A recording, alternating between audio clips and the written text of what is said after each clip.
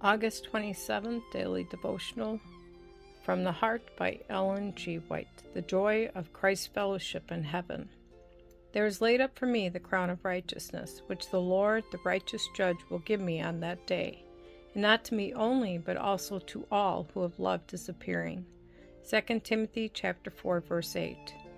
While sitting round the communion table, Christ spoke words of intense interest to his disciples. He was soon to pass through scenes that would be to them the severest test. Not only did he see distinctly his own humiliation and suffering, but he saw also the effect that this would have upon the disciples. He would not leave them in darkness regarding his future work.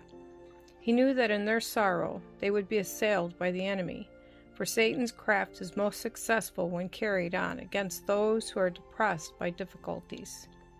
During these last sorrowful hours, Christ told his disciples that on the night of his trial, they would all be offended because of him, and that he would be left alone. He told them that for a little while after his death, they would be sorrowful, but that their sorrow would be turned into joy. He told them that the time was coming when they would be put out of the synagogues, and that those who killed them would think that they were doing God's service.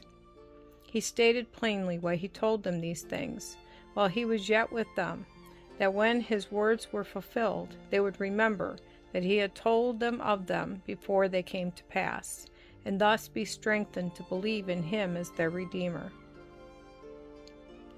Christ's statements saddened and amazed the disciples, but they were followed by the comforting assurance, "Let not your heart be troubled. Ye believe in God, believe also in me. In my Father's house are many mansions. If it were not so, I would have told you. I go to prepare a place for you.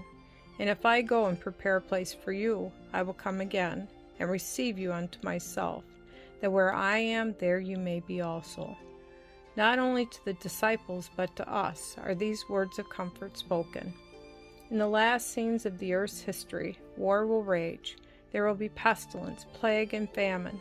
The waters of the deep will overflow their boundaries. Property and life will be destroyed by fire and flood.